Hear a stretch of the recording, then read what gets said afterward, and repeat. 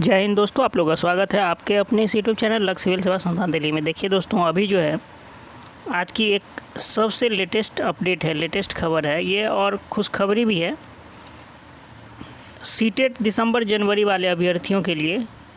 क्योंकि देखिए आज के एक पेपर में आया है, आज आप डेट भी देख सकते हैं, ये प्रभात खबर है 23 का, मतलब आज ही का पेपर है। इसमें आप देखेंगे जिन नियोजन इकाइयों में खाली रहेगी सीट वहाँ 7वें चरण में होगी बहाली। देखिए यहाँ दो बातें हो सकती है। आप लोगों से मैं ये रिक्वेस्ट करूँगा कि आप लोग इस न्यूज़ को देख करके भूल भुलैया में ना पड़े।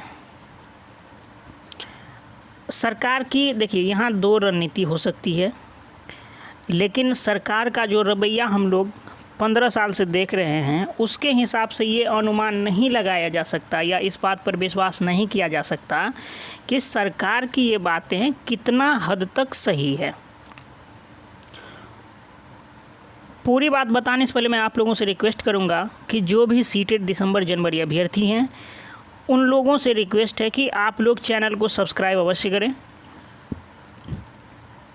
वीडियो लास्ट तक देखें, इसमें बहुत सारी जानकारी है। और नीचे जो है टेलीग्राम चैनल का लिंक है, आप जितने भी अभ्यर्थी हैं वहाँ से जुड़ें। देखिए 25 तारीख को ट्विटर आंदोलन है, उसमें आप सभी लोग बढ़ चढ़ कर हिस्सा लें। नीचे ट्विटर डिस्क्रिप्शन बॉक्स में जो है टेलीग्राम का लिंक है, वहाँ से जाकर टेलीग्राम चैनल से जुड़े। जितना भी बैनर पोस्टर और हर एक जानकारी वहाँ दिया जाता है, तो आप लोग आशा करते हैं ज़रूर जुड़ेंगे।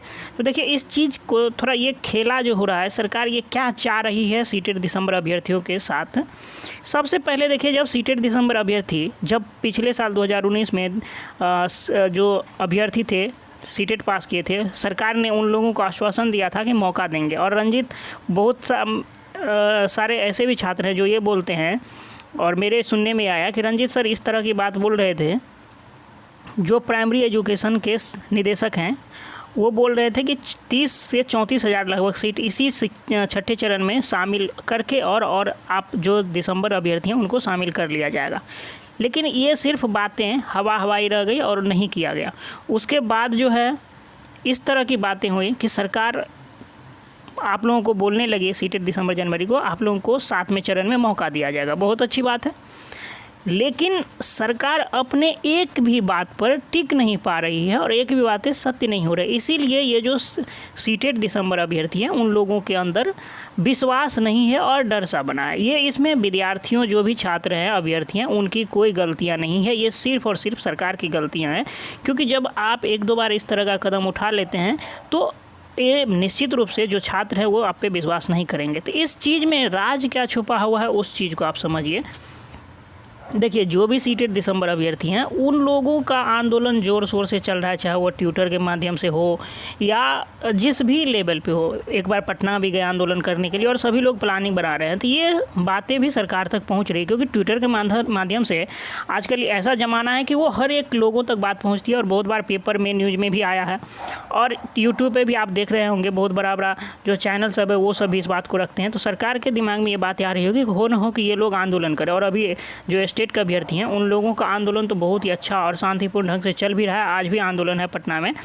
तो सरकार ये चाह रही है कि इन लोगों को ये एक झुनझुना दे दिया जाए, लॉलीपॉप दे दिया जाए। जो भी दिसंबर जनवरी अभ्यर्थी है कम से कम ये लोग शांत हो जाएंगे। और जब आप लोग शांत हो जाएंगे तो सिर्फ हल्ला करने वाले रह जाएंगे स्टेट अभ्यर्थी। और उन लोगों का राइट भी बनता है, राइट तो आप लोगों का भी बनता है, लेकिन वो लोग का जो है स्थिति मजबूत है, उसमें यूनिटी है। और सीटेट दिसंबर जनवरी में यूनिटी नहीं है उतनी तरह से अच्छी तरीके से। तो वो जो है सरकार चाहती है कि उन लोगों का बहाली सरकार को करना मजबूरी है। निश्चित रूप से सरकार बहाली करेगी ही। तो आप लोगों को शांत करने के लिए सरकार इस तरह का पैंतरा अपना रही है कि जिन नियोजन इकाइयों में खाली रहेगी सीट वहाँ 7वें चरण में होगी बहाली। देखिए सबसे पहले तो ये बता दूं कि जो भी सीटेट दिसंबर जनवरी अभ्यर्थी है वो अपने हक की मांग कर रहे हैं, न कि भीख मांग रहे हैं। आप भीख नहीं मांग रहे हैं, आप हक मांग रहे हैं। आपके पास उतना एलिजिबिलिटी है जितना में आप शिक्षक बन सकते हैं, तो सरकार से आप वो मांग कर रहे हैं। लेकिन सरकार ये भीख देने का काम करती है, मतलब उससे जो बच गया छठे चरण से उसके बाद 7वें चरण में आप लोग को मौका दिया जाएगा, इस तरह का कहना है सरकार का। तो वो बहाली कितना दिन में ख़त्म होगा नहीं होगा उसका तो अभी कोई ठीक नहीं है, ये हवाई वाली बातें हैं। लेकिन सीटेड दिसंबर जनवरी अभ्यर्थियों को एक चीज़ अवश्य करना चाहिए, क्योंकि देखिए सरकार की सुर इस तरह है कि सीटेड दिसंबर अभ्यर्थियों का जो सुर है वो दोनों लगभग मिल रहा है, लेकिन सीटेड दिसंबर अभ्यर्थियों की बातों में जितने सच्चाई है उतना सरकार की बातों में नहीं है। तो आप लोग ये करें कि ट्विटर कैंपेन जो अभी लगातार चल रहा है, प्रत्येक संडे को, इस संडे को भी चलेगा, उसमें आप लोग अधिक से अधिक संख्या में भाग लें और सरकार तक ये बातें पहुँचेगी। अगर उससे सरकार नहीं सुधरी, सरकार आपके पक्ष में जो है डिसीजन नहीं देती है, तो उससे अगला कदम भी उठाया जाएगा। बहुत लोगों का ये विचार है कि आंदोलन भी किया जाए, तो देखिए कोर कमेटी उसके लिए है, वो लोग निर्णय करें और आप सभी जितने भी अभ्यर्थी हैं सबका सहयोग उसमें ज़रूरी है। तो इसमें ये बताया जा रहा है कि देखिए इस चीज़ को भी समझ लेते हैं कि लगभग 30 से 40% ऐसा मतलब इसमें छठे चरण में सीट बच रहा है। तो आप लोगों का जो नियोजन होगा, जो सूत्रों से पता चला है, पेपर में तो आप ये चीज़ देख ही रहे हैं, लेकिन सचिवालय से पता चला है कि अगस्त महीने के लास्ट में, क्योंकि देखिए अगस्त तक जो मतलब शुरुआत में अगस्त के फर्स्ट वीक में आप लोगों का जो 94,000 बहाली है उसका प्रथम चरण का काउंसिलिंग लगभग हो जाएगा, लेकिन उन लोगों की जो नियुक्ति ज्वाइनिंग लेटर है वो लास्ट तक मिल जाएगा। उसके बाद इस चीज़ का ब्यौरा लेंगे सरकार कि कहाँ से कितना सीटें बच जाती है और कहाँ मतलब इस तरह की बात है कि सीट कहाँ बच रही है। तो उसके बाद जो है अगर हो ना हो सरकार आपको उसमें भी कम से कम मौका दे या नहीं दे उसका भी कोई ठीक नहीं है। बातें आ रही है लेकिन फिर भी इस पर विश्वास नहीं किया जा सकता है। लेकिन आप लोग अगर इस तरह से दबाव सरकार पर बनाते रहें, जैसे एक पत्र अभियान था कि आपके जितने भी अगल बगल में कोई भी बड़े नेता हैं, विधायक हैं, आप उनसे ज़रूर कंसल्ट करें, कांटेक्ट करें और वो पत्र उनको सौंपे कि आपकी आवाज़ 26 तारीख से विधानसभा जो सत्र शुरू हो रहा है उसमें आपकी आवाज़ उठे और सरकार पर दबाव बने कि आप लोग को भी मौका दे। तो आप लोग का भी एक कर्तव्य बन जाता है। और इसमें भी एक चीज़ देख लीजिए, देखिए शिक्षक नियोजन में क्या हो रहा है कि सभी पंचायत की चयन सूची अपलोड करने के बाद तैयार होगी लिस्ट, बिल्कुल। और इसमें जो है 245 इकाइयों में क्लियर हुई काउंसलिंग। देखिए इसमें ये मेनली बताया जा रहा है, ये मैं जूम कर दे रहा हूँ, पूरा पढ़ के नहीं सुनाऊंगा, लेकिन इसमें बातें क्या है मैं वो मेनली आप लोगों को बोल दे रहा हूँ कि देखिए सीट आप देखे होंगे जो प्रथम चरण का काउंसलिंग 5 जुलाई से शुरू था और 12 को ख़त्म था। उसमें लगभग सरकार का डाटा है कि लगभग 30 से 40% सीट खाली जा रहे हैं। तो जो द्वितीय चरण का होगा अगस्त में, उसमें भी इस तरह की बातें देखने को मिलेगी। तो अगर 94,000 सीट है तो इसको लगभग में मान के चलते हैं 30 से अगर 40% सीट खाली रह जा रहा है तो आप मान सकते हैं कि लगभग 60,000 यहाँ नौकरियाँ सरकार दे देगी। ये सरकार का डाटा, ये मेरा या आपका डाटा नहीं है, इसलिए इस पे 100% विश्वास करना चाहिए। 30 से 40%। तो सपोज करिए अगर सरकार 60,000 लोगों को नौकरियां दे भी देती है तो भी सीट यहाँ बच जाता है आपका लगभग 30 से 34,000 35,000। सपोज करिए 30,000 ही सीट बचता है और उस 60,000 में जो 7वें चरण का बहाली आएगा 7th फेज का, उसमें हाई स्कूल और 10+2 हाई स्कूल और 10+2 दोनों का बहाली होगा। तो उसमें देख लीजिए सेंट्रलाइज्ड बहाली होगा, उसके बाद ऑनलाइन तरीके से होगा डोमिसाइल लागू करके। तो उसमें जो अभी 37,000 अभ्यर्थी हाई स्कूल 10+2 के हैं, इस 60,000 में से यहाँ रिमूव कर जाएंगे। 37,000 में टोटल नहीं रिमूव कर यहाँ जाएँ, लेकिन जो हाई स्कूल 10+2 में पास होंगे, क्या 125 और 68 में पास नहीं होंगे? मैं पूरा को नहीं मानूँ, 37,000 में आप 30,000 ही मान लीजिए, तो इस 60,000 में 30,000 इधर चले जाएंगे, शिफ्ट कर जाएंगे हाई स्कूल 10+2 में। तो जो 60,000 नौकरियां दी थी सरकार छठे चरण में, असल में उसमें सिर्फ 30,000 नौकरियां सरकार ने दी। टोटल सीट कितना था? 94,000 सरकार ने लगभग, देखिए ये हम लोगों का आप लोगों का अनुमान है और लगभग ये सटीक भी है। तो सीट कितना बच जाता है? लगभग 64,000 के लगभग। 64 को छोड़ दीजिए आप, 60,000 ही मान लीजिए, 60,000 के लगभग सीट बच जाती है। तो सरकार का जो ये कथन है कि जो 7वें चरण की बहाली आएगी उसमें मैं सीटें जनवरी दिसंबर को भी मौका दूंगा, और ये ज़्यादा दिन नहीं, ये आप अगस्त का लास्ट वीक समझ लीजिए या सितंबर का फर्स्ट वीक समझ लीजिए, इसी बीच में आपकी बहाली आ जाएगी निश्चित रूप से।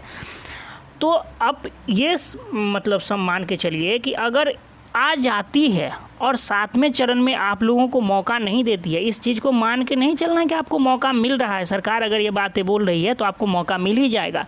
इसके लिए आपको मेहनत करना है, चाहे मेहनत जिस भी तरह का हो, आप लोगों को बताया जा चुका है, वो आपको करते रहना है।